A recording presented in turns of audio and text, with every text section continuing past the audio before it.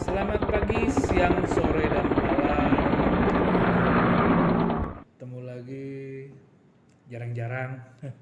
Seperti biasa, kenapa gue ngucapin ini selamat pagi, siang, sore, malam? Dan tergantung lo pada lihat video ini kapan waktunya. Dan masih dalam suasana kemerdekaan nih, gue ngucapin Dirgahayu kemerdekaan ke-76 untuk banyak peristiwa, banyak kejadian, banyak dinamika belakangan ini, tapi gue mungkin nggak akan ngebahas itu. Gue coba ngelanjutin yang video gue terakhir yang tentang YouTube Short dan TikTok ya.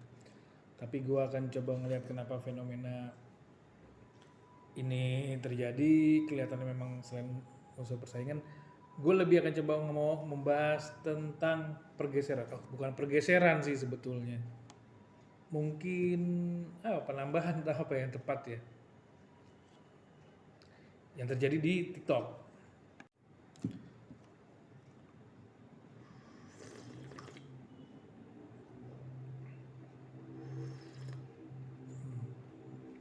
Ngopi dulu, ngopinya sekarang bukan dulu ya. Ketika awal-awal muncul TikTok itu kan banyak lah yang mencela, mengkritik, ya katanya ini apa joget-joget nggak jelas, mungkin banyak joget-joget yang dianggap erotis atau syur, tapi banyak yang nonton, banyak yang ngelihat. Belakangan banyak unsur komedinya, bukan belakangan, mungkin berbarengan kali ya, mungkin gue sendiri yang karena baru. Kelihatannya apapun sarana sosial media saat ini itu akan dimanfaatkan semaksimal mungkin oleh siapapun yang aktif. Oke. Kalau katanya nih beberapa pakar sosial media mengkategorisasikan misalnya Facebook itu ya mungkin sumuran gue gitu yang banyak pakai sekarang, yang jauh lebih muda itu sudah mulai meninggalkan Facebook misalnya. Lalu apakah TikTok itu juga dipergunakan oleh mereka-mereka yang muda, sangat muda? Enggak juga. Mulai banyak. Kalau yang marah-marah tadi gue bilang itu banyak. Mungkin marahnya gimmick karena disetting siap segala macam, bawa panci apa segala macam seperti itu, ada beberapa. Tapi juga belakangan ini nih banyak isu-isu politik ada di TikTok gitu, bukan joget-joget lagi.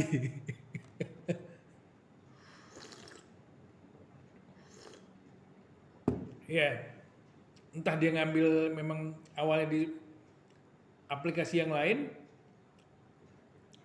atau memang murni dia dibikin di TikTok yang bisa dibilang sebagai distributor konten ya.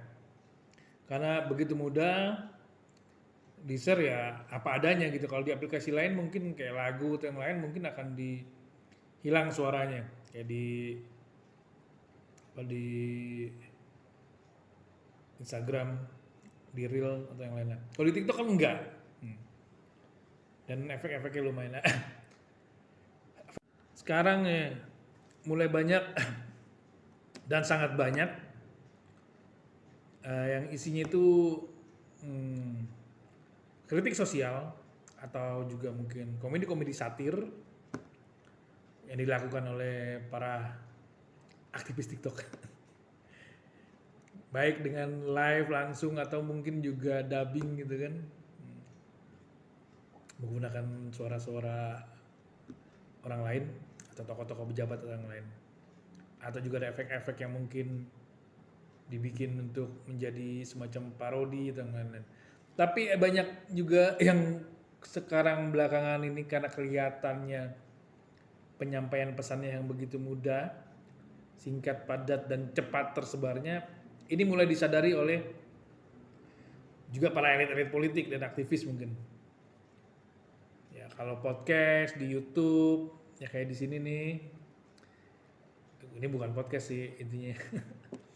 Kalau podcast butuh peralatan. Mungkin sudah banyak, sudah menjadi tren tersendiri sampai Rajat Podcastnya, buat gue sih Rajat Podcast mulai saat ini istirahat sejenak, mengundurkan diri, entah kenapa, hanya dia yang tahu, walaupun banyak orang juga menganalisa katanya mungkin dicapek, lelah dan segala macam karena berhari-hari. Nah, TikTok mulai disadari menjadi sebuah media yang mungkin dianggapnya efektif dan efisien untuk menyampaikan pesan. Ya kita banyak lah misalnya kritik-kritik tentang perdebatan. Ya kalau bagi sebagian orang mungkin nggak penting kali ya gitu. Orang udah ngomongin matahari buatan, pindah ke planet apa yang lain di tengah pandemi sih. Perdebatan misalnya masalah warna pesawat kemarin, banyak yang bikin gitu kan. Atau juga mengkritik kejadian-kejadian peristiwa politik. Nah ini juga kelihatannya mulai dimanfaatkan oleh para elit politik atau juga mungkin praktisi politik ya. Praktisi politik praktis.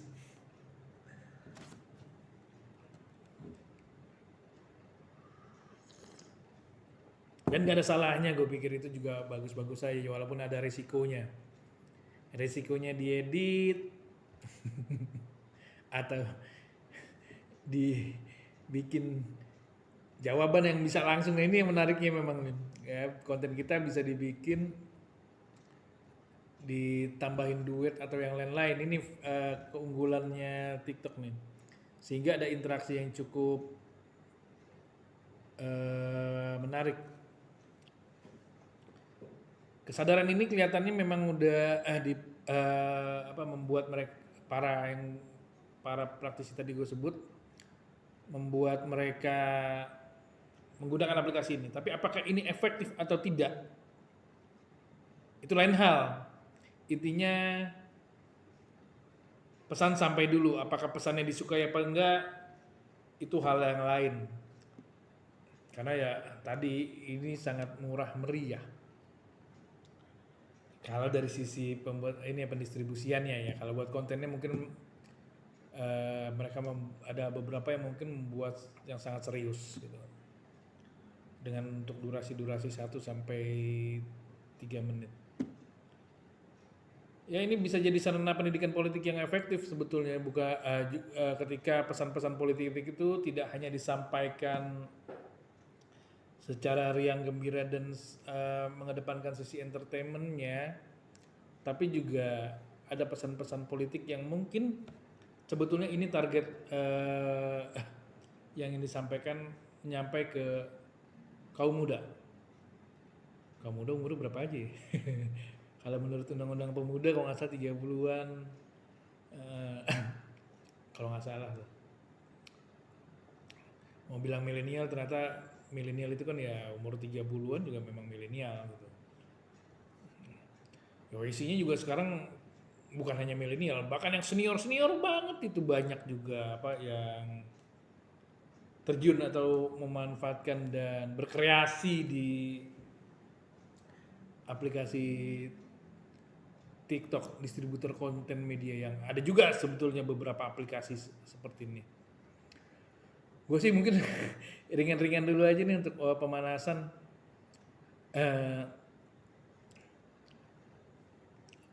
Ngopi dulu.